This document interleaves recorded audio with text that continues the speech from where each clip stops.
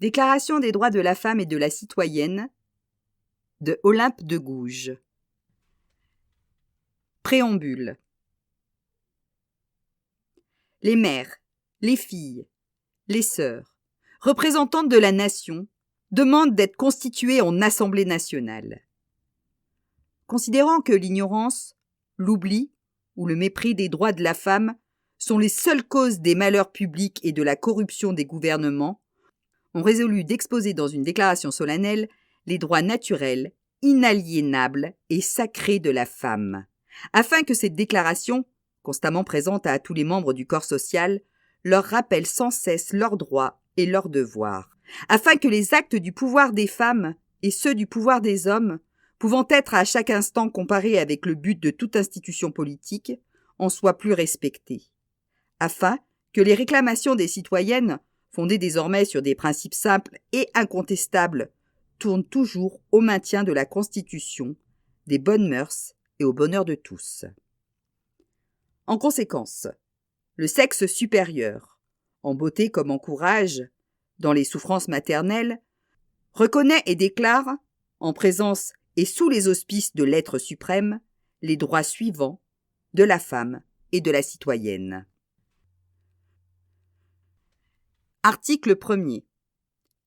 La femme naît libre et demeure égale à l'homme en droit. Les distinctions sociales ne peuvent être fondées que sur l'utilité commune. Article 2. Le but de toute association politique est la conservation des droits naturels et imprescriptibles de la femme et de l'homme. Ces droits sont la liberté, la propriété, la sûreté et surtout la résistance à l'oppression. Article 3. Le principe de toute souveraineté réside essentiellement dans la nation, qui n'est que la réunion de la femme et de l'homme.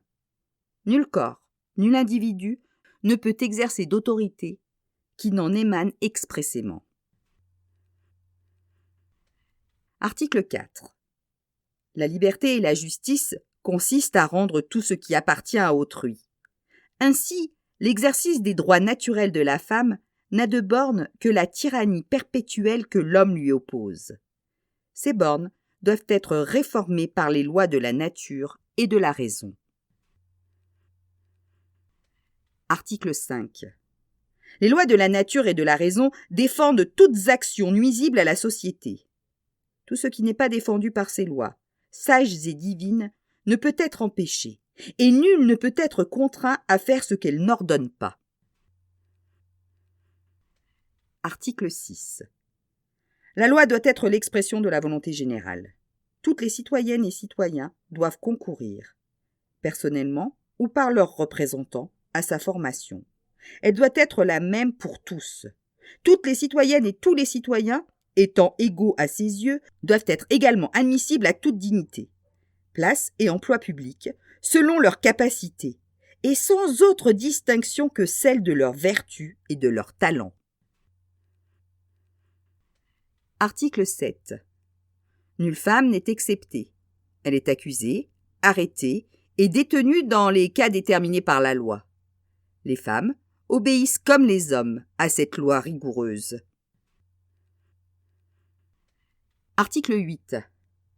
La loi ne doit établir que des peines strictement et évidemment nécessaires, et nul ne peut être puni qu'en vertu d'une loi établie et promulguée antérieurement au délit et légalement appliquée aux femmes.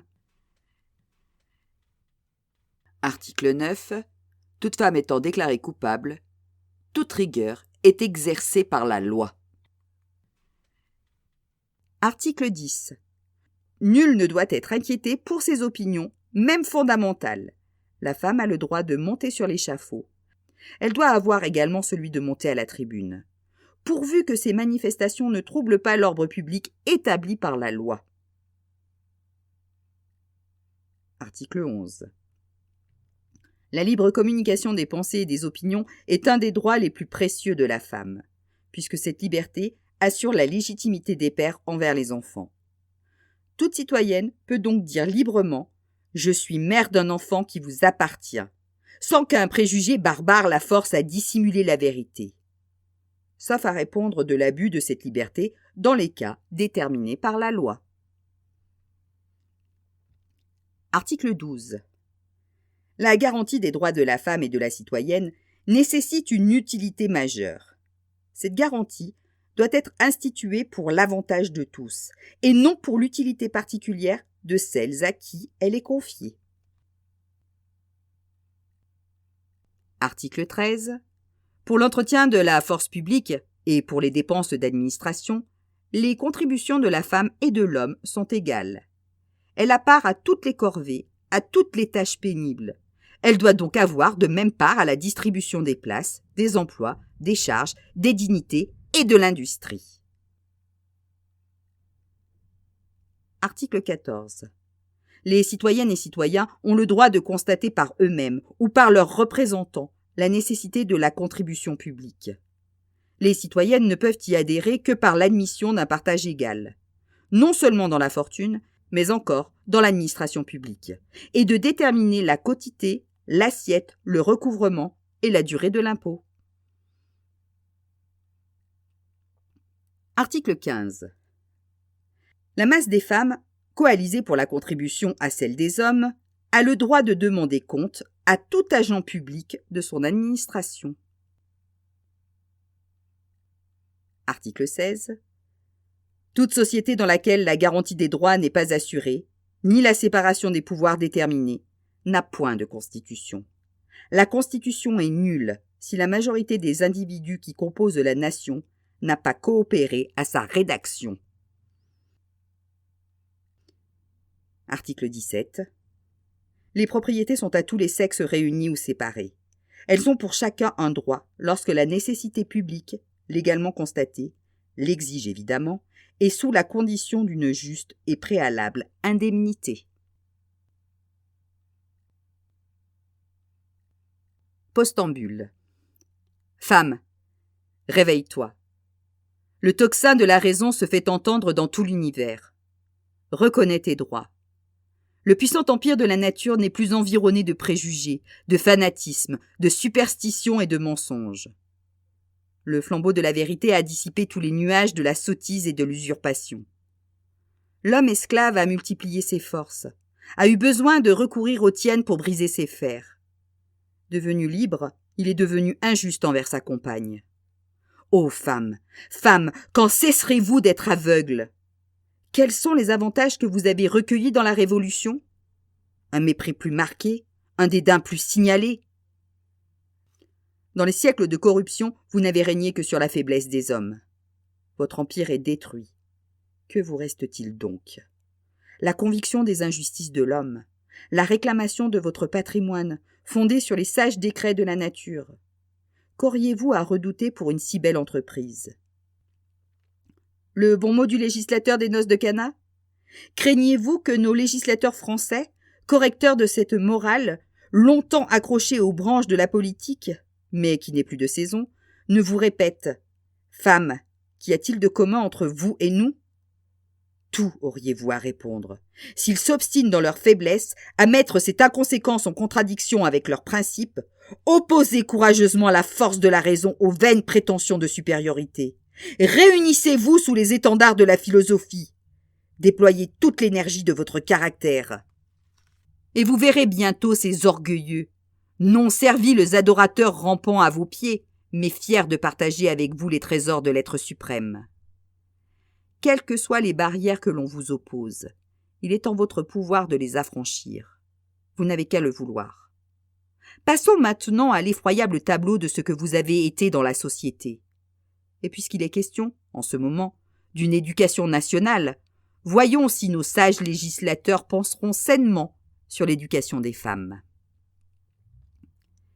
Les femmes ont fait plus de mal que de bien. La contrainte et la dissimulation ont été leur partage. Ce que la force leur avait ravi, la ruse leur a rendu. Elles ont eu recours à toutes les ressources de leur charme, et le plus irréprochable ne leur résistait pas. Le poison, le fer, tout leur était soumis. Elles commandaient au crime comme à la vertu. Le gouvernement français, surtout, a dépendu pendant des siècles de l'administration nocturne des femmes. Le cabinet n'avait point de secret pour leur indiscrétion. Ambassade, commandement, ministère, présidence, pontificat, cardinalat. Enfin, tout ce qui caractérise la sottise des hommes, profanes et sacrés, tout a été soumis à la cupidité et à l'ambition de ce sexe autrefois méprisable et respecté, et depuis la Révolution, respectable et méprisé. Dans cette sorte d'antithèse, que de remarques n'ai-je point à offrir. Je n'ai qu'un moment pour les faire, mais ce moment fixera l'attention de la postérité la plus reculée. Sous l'Ancien Régime, tout était vicieux, tout était coupable, mais ne pourrait-on pas apercevoir l'amélioration des choses dans la substance même des vices ? Une femme n'avait besoin que d'être belle ou aimable. Quand elle possédait ces deux avantages, elle voyait sans fortune à ses pieds. Si elle n'en profitait pas, elle avait un caractère bizarre ou une philosophie peu commune qui la portait au mépris des richesses. Alors elle n'était plus considérée que comme une mauvaise tête. La plus indécente se faisait respecter avec de l'or. Le commerce des femmes était une espèce d'industrie reçue dans la première classe qui, désormais, n'aura plus de crédit. S'il en avait encore, la Révolution serait perdue, et sous de nouveaux rapports, nous serions toujours corrompus. Cependant, la raison peut-elle se dissimuler que tout autre chemin à la fortune est fermé à la femme que l'homme achète ? Comme l'esclave sur les côtes d'Afrique ? La différence est grande, on le sait. L'esclave commande au maître, mais si le maître lui donne la liberté sans récompense, et à un âge où l'esclave a perdu tous ses charmes, que devient cet infortuné ? Le jouet du mépris. Les portes même de la bienfaisance lui sont fermées. Elle est pauvre et vieille, dit-on. Pourquoi n'a-t-elle pas su faire fortune ? D'autres exemples encore plus touchants s'offrent à la raison. Une jeune personne sans expérience, séduite par un homme qu'elle aime, abandonnera ses parents pour le suivre. L'ingrat la laissera après quelques années, et plus elle aura vieilli avec lui, plus son inconstance sera inhumaine. S'il a des enfants, il l'abandonnera de même. S'il est riche, il se croira dispensé de partager sa fortune avec ses nobles victimes. Si quelque engagement le lie à ses devoirs, il en violera la puissance en espérant tout des lois. S'il est marié, tout autre engagement perd ses droits. Quelle loi reste-t-il donc à faire pour extirper le vice jusque dans la racine ? Celle du partage des fortunes entre les hommes et les femmes, et de l'administration publique. On conçoit aisément que celle qui est née d'une famille riche gagne beaucoup avec l'égalité des partages.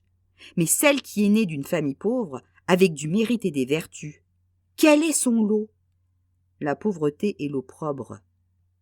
Si elle n'excelle pas précisément en musique ou en peinture, elle ne peut être admise à aucune fonction publique, quand elle en aurait toute la capacité. Je ne veux donner qu'un aperçu des choses. Je les approfondirai dans la nouvelle édition de mes ouvrages politiques que je me propose de donner au public dans quelques jours, avec des notes. Je reprends mon texte quant aux mœurs. Le mariage est le tombeau de la confiance et de l'amour. La femme mariée peut impunément donner des bâtards à son mari, et la fortune qui ne leur appartient pas. Celle qui ne l'est pas n'a qu'un faible droit. Les lois anciennes et inhumaines lui refusaient ce droit sur le nom et sur le bien de leur père, pour ses enfants, et l'on n'a pas fait de nouvelles lois sur cette matière. Si tenter de donner à mon sexe une consistance honorable et juste et considérée, dans ce moment comme un paradoxe de ma part et comme tenter l'impossible, je laisse aux hommes à venir la gloire de traiter cette matière. Mais en attendant, on peut la préparer par l'éducation nationale, par la restauration des mœurs et par les conventions conjugales.